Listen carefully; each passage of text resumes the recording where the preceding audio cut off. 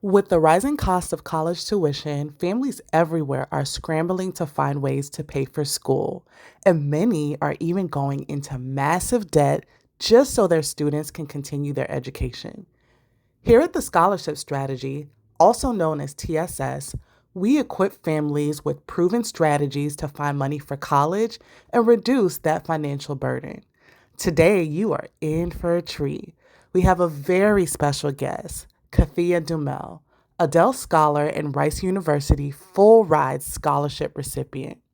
Kathia is a passionate social justice advocate and college access professional with over a decade of experience helping underrepresented first generation students secure scholarships and succeed in higher education.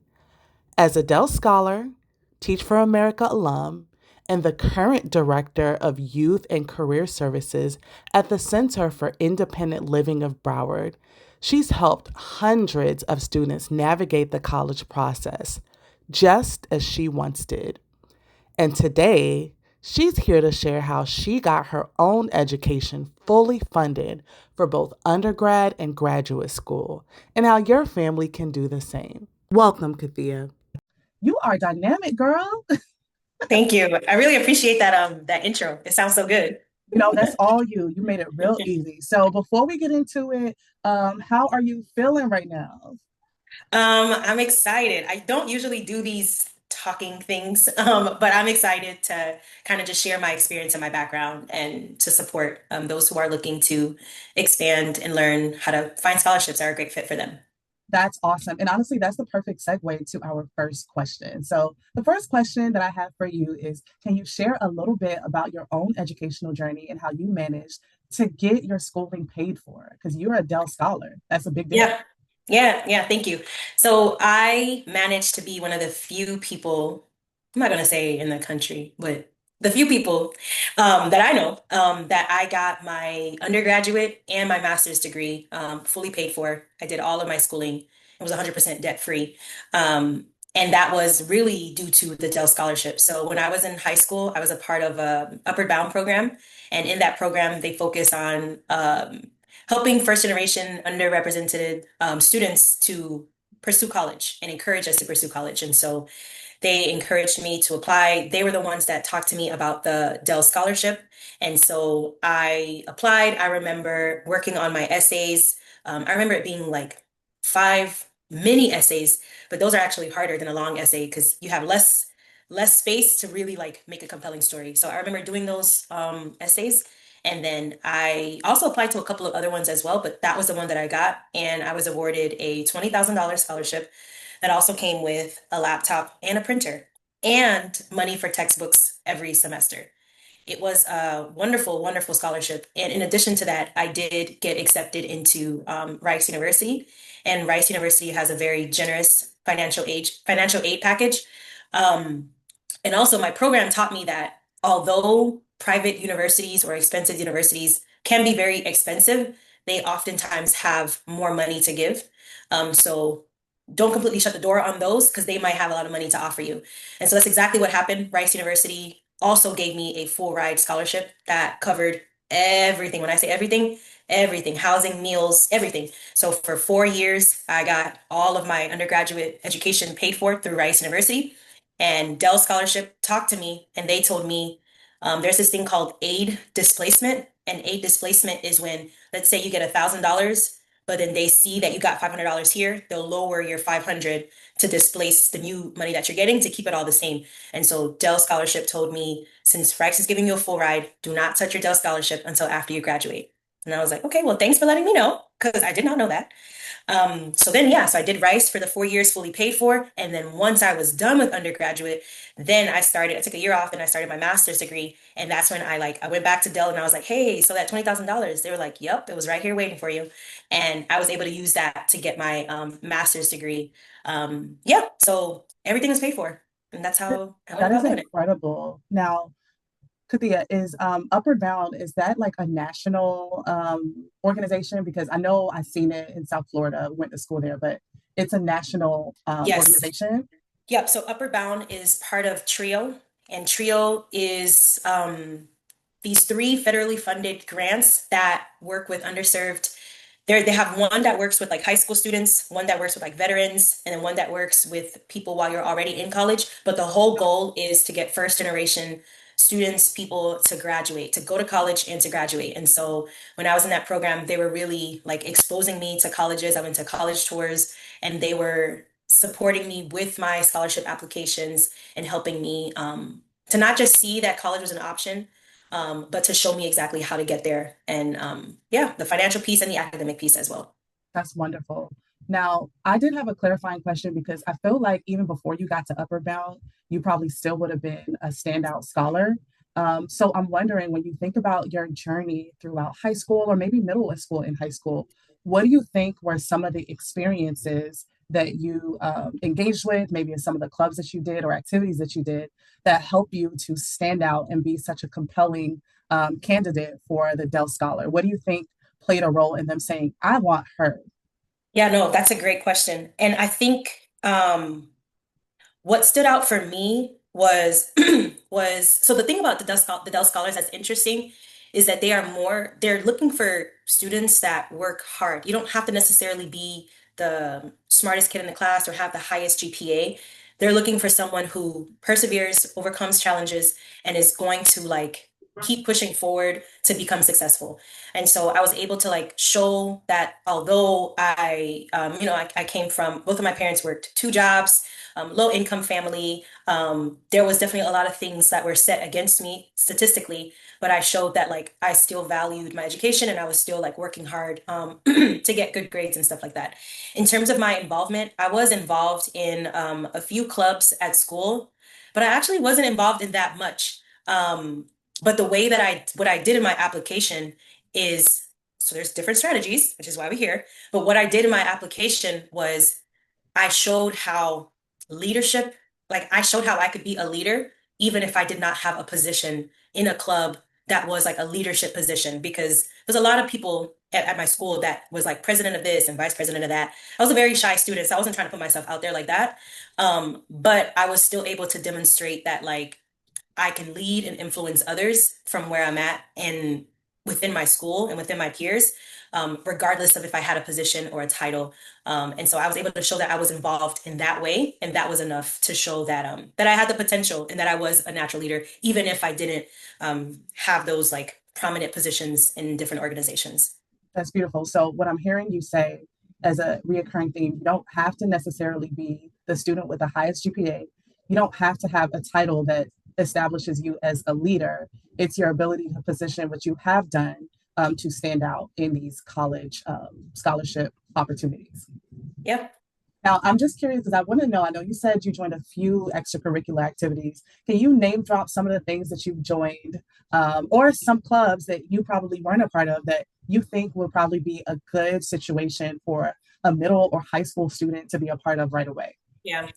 So the school that I was at, I went to two different high schools, but the first high school that I was at, Turner Tech, they were like a technical school. And at the time, I was interested in medicine.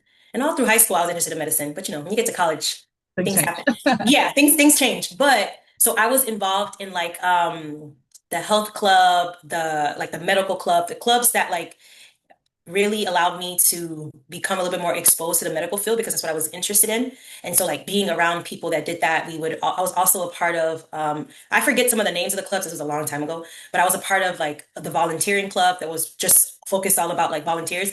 And I will also say this, I forgot to mention, community service was like my Gold. number one thing. Mhm. And I didn't do it because I necessarily wanted a scholarship. I really did it because like I really genuinely enjoy helping in the community and making a difference. And I remember, I don't know if they still do it, but it was like a little president seal of something for getting a lot of community service hours. I had like 350 community service hours by the time I graduated high school. So I know for a fact that that makes a difference and is very impressive when you're applying to scholarships because you're showing that you're showing them that like if they invest in your future, you're going to use your education to make a difference in your community. Um, and so yeah, so I would say volunteering clubs, medical clubs. I was a part of like a Christian organization, and I think those were the three buckets. I didn't have any sports at my school, so I didn't do no sports. I didn't do no band, no music, like the arts. That I didn't really. dabble into, though I wish I did. I didn't really dabble into those. It was more of like volunteering, medical, um, Christian. I think I was like in a math club or something like that. Those are Okay. like the different things that I did. Yeah. Okay. See, for me, it's kind of flip flop. So I was a band geek. I was a drum line, the only girl in drum line. Shout out to That's me. awesome. What else did I do? I was a part of track and field. Um, and I feel like there was something else that I did. I think I was a part of National Honor Society, the That sounds great. English National Honor Society, because I definitely like to write and things like that. And then I had a job. So I worked at it was an ice cream parlor called Carvel. I worked at Hollister. So some of those things, like if you are a student that is balancing Yeah. school and work, that is definitely something that you can highlight to show that, hey, outside of school, I can definitely add value to my community. I have work-life balance and I can do multiple things at once. I'm glad that you mentioned that community service because you're putting in the blood, sweat, and tears in the community, but it's a very simple way to stand out and show that Yeah. you invest in things that are greater than yourself. So Yeah. I'm really happy that you named that. That's something that you can start doing in middle school, or maybe you're a senior. It's never too late to start. So I'm really happy that you mentioned that. Um, so can you talk to me about some of the challenges that you faced when applying for scholarships and how you overcame them? Um, some of the challenges that I faced is that some of the scholarships are very, some of the scholarships are very competitive, and they can be very challenging, um, for you to stand out, or you might not just be the best fit. And so I think the challenge that I faced is you apply for something and you don't get it, so then you get discouraged and you think that like, oh, you're never going to get a scholarship, and it's not the truth. You just have to keep going and don't give up. And yeah, just stay persistent. Stay persistent. So I think the biggest challenge is like losing hope that you're gonna get something, but also like not being, Discouraged or swayed? yeah, not being discouraged, but also like you also need to be strategic with the scholarships that you apply. Um, Making sure that you fit The the profile. model, Mhm. yeah, like exactly, the profile, making sure that you fit the profile that the scholarship is looking for. So I would say it would be those two things are the biggest challenges: getting discouraged because you're not getting something, but then also maybe not necessarily fitting the profile, but just like applying blindly to different scholarships. So the way to overcome those would be to keep applying. It really is a numbers game. You just got to keep applying, and the more you apply, the more you increase your chances, but then also being strategic that you fit the profile of what they're looking for. You don't have to fit 100%. You never have to be 100%, but you want to be like in the majority of what they're looking for. Yeah. And I think to that point, it's again all about how you position yourself. If the scholarship says, oh, I'm looking for leaders, does that mean you have to be president of the club? No. Right, But if you've ever influenced people, right. was able to sway a group of people a certain way, you definitely want to highlight some of those things you've done to show that you have leadership skills. So it's very important that you do a really true assessment and survey of some of the things that you've done. And if you are not sure what you've done in the past, get with maybe two or three people that are really, really close to you that can kind of name or rattle some of the things that you've done in the past. Because sometimes your closest friends and family, they see things in you that you don't even see in yourself or that you take for granted. So it Right. is all about surrounding yourself with a good network of people that have a shared goal and vision for your success. Agreed. So we spent a lot of time kind of learning a little bit about you. And one thing that I'll name in terms of what was compelling for me wanting to interview you is that I love that you have both sides. So yeah, not only have you won scholarships by yourself, you've also assisted other students in applying for scholarships and winning. So to that end, I want to know a little bit about how you've supported other students in winning scholarships. Yeah. I'm going to answer it, and it's not going to be directly what you asked me, but I'm going to answer it as like, um, I'll just tell you like one of the full circle moments for me that was like, oh, I was so proud is when I was able to help one of my very own students to be awarded the Dell Scholarship.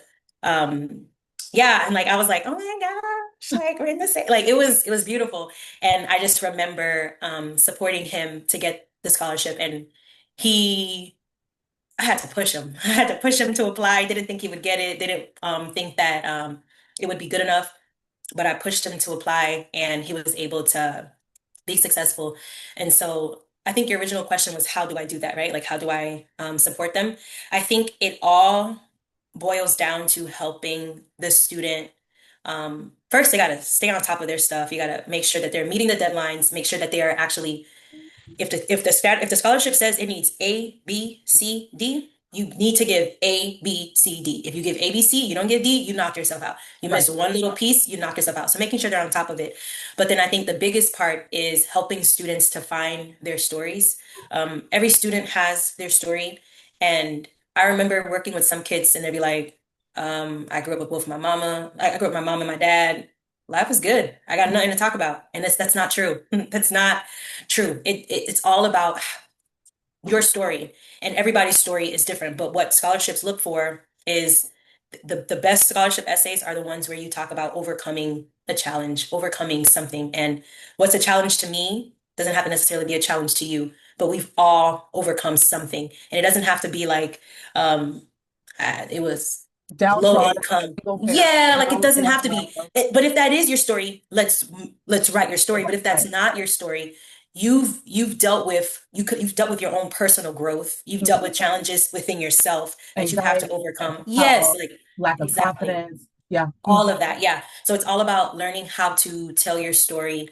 And I think that's really what the scholarships are looking for is you telling a compelling story and helping them to see why them giving you this scholarship would make a difference, not just in your life, but in the community, but will also, like, people love to help people. And if they feel like they could be a part of helping make a difference in your life, that makes them feel great too. And so it's about telling that story about how this is going to help you, but then also how they could also feel a part of helping you out in that journey as well. Right. Right. Yeah. No, that's really, really good.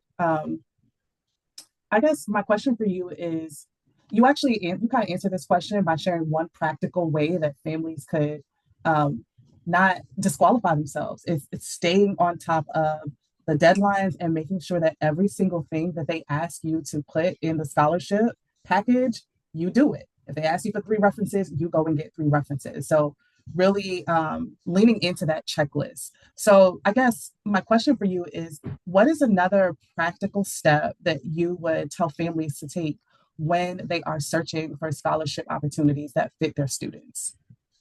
I would say look for local small scholarships. Because what I think happens a lot is you want to go for the 20,000, 50,000, 100,000, $200,000 scholarship. And Mhm. that's great. Go for it. But you can also go for 20 $200 scholarships and rack those up and collect that, and that can still have the same effect. And so I would encourage people to apply to a wide range of scholarships, not just the biggest ones. And just because it's a smaller amount, you should put just as much effort and dedication into that small one as you would the big one. And so that would be one practical step. And I think another practical step that I would say in their search would be identifying. This is when Yeah, that sounds bad. But this is when, like, you really do want to like focus in on what are some of your labels, what are some of your unique traits and qualities. You want to pull all of those things out because there's a scholarship for every single one of them. Anything, any identifier that you could think of, there's a scholarship for it. And so looking for those specifically and going for them would be something else that I would recommend. That's a really good piece of advice. I mean, I think it's real easy for people to like go for the obvious ones, like, oh, let me go after scholarships for Black students, or if you are a part of the Latina community. But some of the ones that are overlooked, and I actually saw an opportunity the other day for tall people. I'm tall, so there are scholarships out there for me. Maybe you have freckles on your face, there are scholarships for you.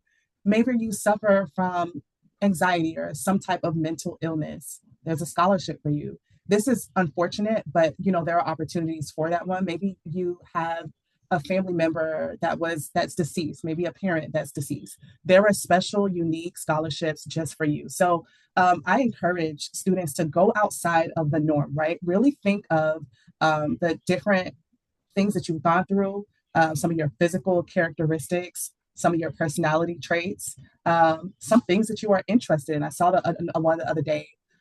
for students that practice vegetarianism. There are all types of scholarships out there. So cast that net wide and do the work. Apply, apply, apply.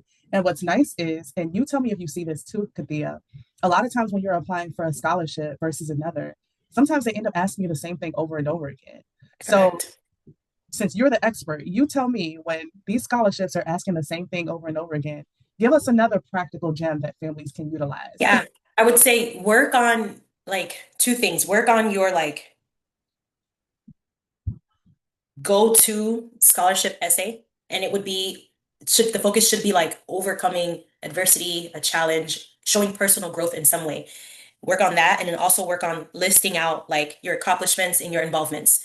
And with those two things, you will be able to tweak it and make it work for a lot of different scholarships. Like it will work. And of course, there'll be some that ask specifically, instead of in general, why this scholarship, why this one specifically. And you want to make sure you connect, you make that point of connection, but they will almost, I'm not going to say always, that sounds strong, but a lot of times it will be your like personal statement, your college essay, as well as listing out what you've accomplished and what you're doing and what you're interested in pursuing. It's usually those three things: what you've overcome, what you've been doing, and what you hope to do in the future. If you have those three things, like you really work on a strong, solid answer for those three, you'd be able to tweak it for multiple scholarship opportunities.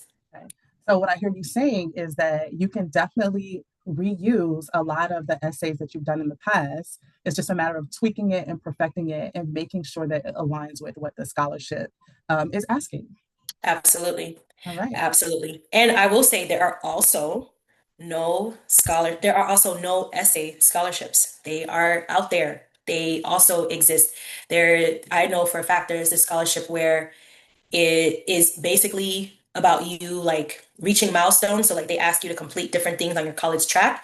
And every time that you complete it, you enter for a running to get the scholarship. And one of my students at the last school that I got as a junior was awarded a $40,000 scholarship as a junior. Like that's why I got to celebrate that part. They're not even in a senior year. As a junior, they were awarded $40,000 because they started early and were that scholarship specifically was no essay. It was create your college list, complete this, research this, and every time you do the task, you You enter get closer and closer.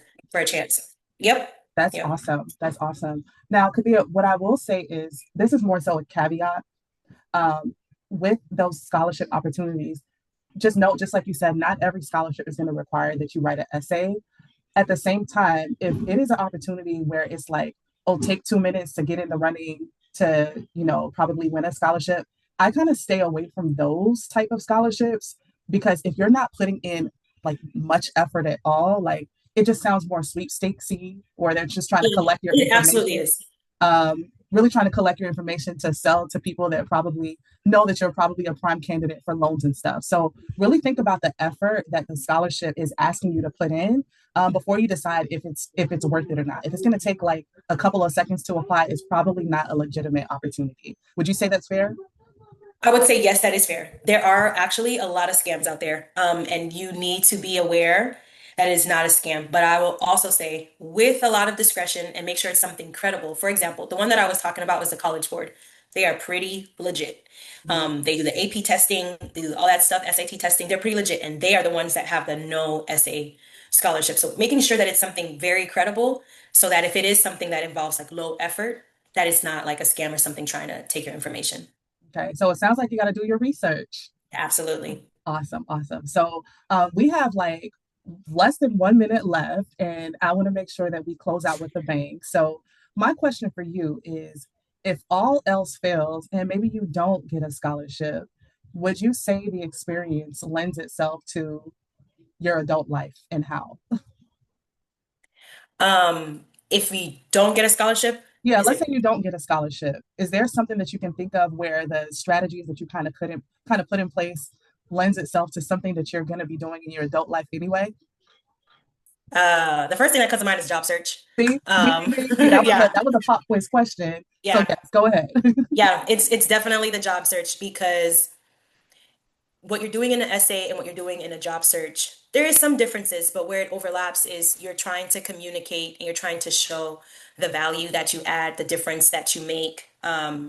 and just who you are as a person and why someone should invest in you by giving you a scholarship or why someone should invest in you and add you to the team or to the job site. So I think there's definitely valuable skills that are transferable as you work on getting a scholarship, but also applying to a job or even just applying to different internships or opportunities. Well, Kathia, we definitely appreciate your time. You shared a lot of super valuable information that I know is going to be useful for families.